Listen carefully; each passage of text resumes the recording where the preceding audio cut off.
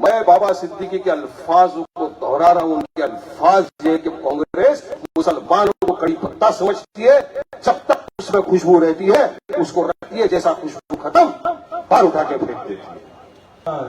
जो दिल में, जुबान में, जहन में घुस गया है ना, ला इलाहा इल्लल्लाह मोहम्मद रसूलुल्लाह, इसको कोई खरीद नहीं सकता, कोई मिटा नहीं सकता। इलाके कुत्ते बिल्लियों के होते हैं, शेरों की जमात है, पूरे जंगल में घूमेंगे। है हिम्मत? आए तेरे सामने वारिस पठान खड़ा हुआ है, आज सामने हिम्मत नहीं है। 100 मीटर लेके अपन गाड़ी में घूमते, चूहे बिल के अंदर बैठ जाते हैं, ताकत नहीं है मगर भोगते हैं, क्योंकि दलाली नहीं मिल रही है। दलाली लेने चले गए ना कांग्रेस के दलाल, झंडा दिखाएंगे, झंडा दिखाएंगे, काला झंडा, पीला झंडा, भाई आवाम है ना, कहां घुसेड़ने की डंडा समझ में भी नहीं आया ना बेटा, याद रखना। चुनाव की तरह लड़, फालतूगिरी नहीं चाहिए, पठान खोपड़ी अपनी भी। और एक बात और सुन लो, हम पे तनकीद करने वालों, आसमान पे थूकने वाले को समझ लेना चाहिए, पलट के थूक उसके मुंह पे गिरेगा, करारा जवाब मिलेगा।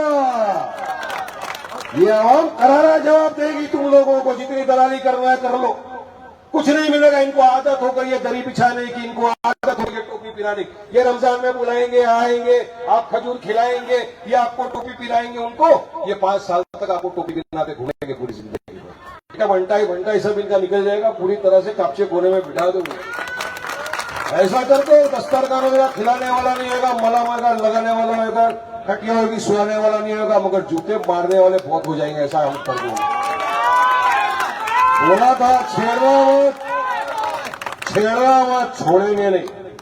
इतना बोलेंगे इनके कान में से खून निकल जाएगा, घर में तड़पते होंगे। मजलिस है, डरने घबराने वाली जमात का नाम नहीं। जिंदाबाद, वाइस पठान जिंदाबाद, वाइस पठान जिंदाबाद। CAA का जब काला कानून आया, देश भर में उसके खिलाफ आंदोलन चले। काला कानून जब पार्लियामेंट में पेश किया, किसी ने उसकी मुखालिफत नहीं की, मगर बैरिस्टर सदुद्दीन ओवैसी मेरे कायद ने फाड़ करके कानून फेंक दिया। ये होती है हिम्मत। और तुम हमको चैलेंज कर रहे हैं। हाँ, चैलेंज मत कर बेटा, बच्चा है। कुछ होता है। अब मैं आपको उदाहरण देता हूं। उलेमा यहां बैठे हुए, उलेमा हम मुसलमानों के सर के ताज है, हम इनकी उंगलियां पकड़ के पीछे चलने में मानते हैं। एक ऐसा उलेमा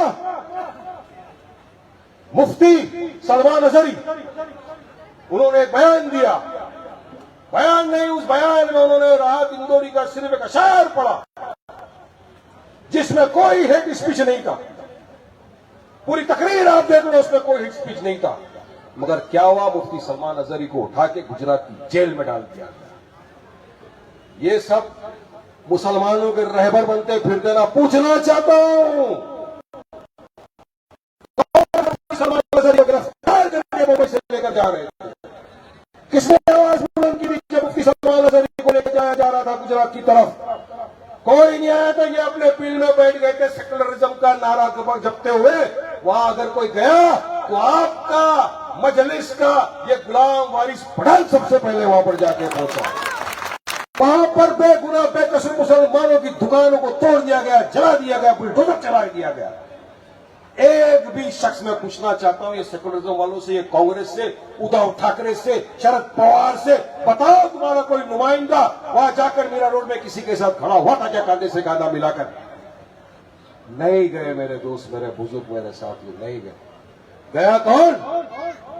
आपका अपना भाई, आपका अपना बेटा, मजलिस का गुलाम असद ओवैसी साहब का सिपाही, ये वारिस पठान गया था वहां पर मेरे साथ। ये हमारी बहन है रिजवाना, आपा, बाकी सब मेरे लोग सारे के सारे हम चले गए थे वहां पर। नहीं, हमको जाने दो। मगर यकीन मानो, सरकार की इधर ही अपने से फटती है ना, अपनी चलती है, इसीलिए तो सरकार की अपने से जलती है। नहीं जाने दिया हमको, नहीं सर चेक न किए पे हमको रोक दिया। आगे नहीं चले। अरे हम जाना चाहते हैं, मिलना चाहते हैं, जिनकी दुकानें जल गई है उनको हम कुछ तो हमारी तरफ से मुआवजा देंगे ना। ये इंसान है, इंसान इंसान के काम नहीं आएगा अगर बुरे वक्त में, तो कौन काम आएगा बुरे वक्त में।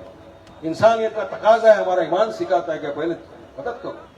नहीं जाने दिया हम नहीं गए, हमको जाने नहीं दिया, हमारे लोगों ने जो मदद पहुंचाना था पहुंचाया, मगर ये तो कोई भी नहीं गया, ना कभी जाएंगे आगे। तो इनको सवाल करो जब आपके सामने ये लोग आ जाए ना, बताओ किस बुनियाद पे आज आप हमारे सामने आए हो वोट मांगने के लिए? क्यों हम आपको वोट दे?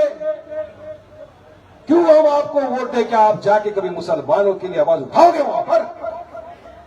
नहीं उठाएंगे, नहीं उठाएंगे। ये तो वो लोग थे, राजीव गांधी ने हमारी बाबरी मस्जिद का ताला खोल दिया था, उसके बाद 6 दिसंबर हो गया और हमारी बाबरी मस्जिद को शहीद कर दिया गया। ये वो लोग हैं जो आज आपके बीच में आ रहे हैं, सेकुलरिज्म का भाषणबाजी दे रहे हैं, हमको वोट दो, ये करेंगे। अरे संविधान को बचाना है और इंशाअल्लाह ताला ये संविधान तक कयामत तक मोदी क्या पूरे भाजपा मिलकर भी खत्म नहीं कर सकते इंशाअल्लाह। न संविधान को खत्म कर सकते, न डेमोक्रेसी को खत्म कर सकते। जब तक मजलिस इत्तेहादुल मुस्लिमीन है, हम हर शोबे पे, हर तरफ, हर जगह इनके साथ आंखों में आकर डाल के लड़ेंगे। हम भी बचाने निकले, हम भी लड़ने निकले। पॉलिटिकल सियासी जमात है हमारी भी, मगर आपके सपोर्ट के बिना ये सब कर पाना बहुत ही मुश्किल है, नामुमकिन सी बात है। अगर आपने इस वक्त सोच लिया, आप मुत्तहिद हो गए, अगर आपने इत्तेहाद पैदा कर लिया और आपने सोच लिया कि इस मर्तबा ये जो 77 साल से हमको बेवकूफ बनाते आ रहे हैं, इस मर्तबा हम इनसे ऐसा बदला लेंगे, ऐसा बदला लेंगे कि इनको समझ में आ जाएगा कि मुसलमान की वोट की कीमत क्या है, तो यकीन मानो इस मर्तबा अगर आपने दुआओं से नवाज दिया, अपने वोटों से नवाज दिया, तो इंशाअल्लाह रमजान चौधरी को लोकसभा जाने से कोई नहीं रोक सकेगा, कोई नहीं रोक सकेगा। इंशाअल्लाह जाएंगे, रमजान चौधरी जाएंगे, असद ओवैसी साहब जाएंगे, अख्तर इमाम साहब जाएंगे, इम्तियाज जलील साहब जाएंगे। अरे जब 2 इतने भारी पड़ गए, अगर 4 चले गए तो सोचो देश को कहां से कहां लेकर चले जाएंगे। ताकत होनी चाहिए, इनमें नहीं हम में। कैसा हराएंगे मैं आपको बता दो। आप बोलेंगे वारिस भाई ये लड़ रहे वो लड़ रहे, कैसा जीतेगा? सेम सिचुएशन औरंगाबाद में आया था। 2019 का चुनाव था, लोकसभा का चुनाव था। पहली मर्तबा मजलिस ने एक उम्मीदवार को वहां से खड़ा कर दिया, इम्तियाज जलील को, औरंगाबाद से। कैसा जीतेगा, क्या जीतेगा? मगर यकीन मानिए, इतने बुजुर्गों की दुआएं, इतनी माओं की दुआएं, इतना दोस्तों का साथ, इतना भाइयों की मदद, इतना लोगों ने समर्थन किया। औरंगाबाद जैसी जगह पर जहां पे 4 टर्म से बीजेपी और सेना का एमपी बैठा था, मजलिस इत्तेहादुल मुस्लिमीन ने उसको खड़े के वहां से हरा के फेंक दिया पूरी तरह से। यह थी ताकत हम में हराने की। ये नहीं हरा सके इतने वर्षों में, हमने हराया। और हमको यकीन है कि इस मर्तबा जो मुंबई नॉर्थ सेंट्रल में हमको मोहब्बत मिल रही है, जो हमको दुआओं से नवाजा जा रहा है, और जो लोगों के अंदर एक जज्बा है, जो लोगों में गुस्सा है इस सेकुलरिज्म वालों के खिलाफ, ये गुस्सा, ये मोहब्बत, ये प्यार और आपकी दुआ इंशाअल्लाह लग गई तो रमजान चौधरी और मजलिस यहां से कामयाब हो। बहुत काम करना है। कम से कम रमजान को इतना तो पता है ना कि अपने एरिया में क्या प्रॉब्लम है। इनको ये तो मालूम है ना नौपाड़ा में क्या करना है, बहराम में क्या करना है, हर जगह क्या क्या काम बचा है, सब इसको पता है। यहाँ का तो है, ये तो बाहर से इंपोर्ट करके ला, इनको तो कुछ भी पता नहीं है।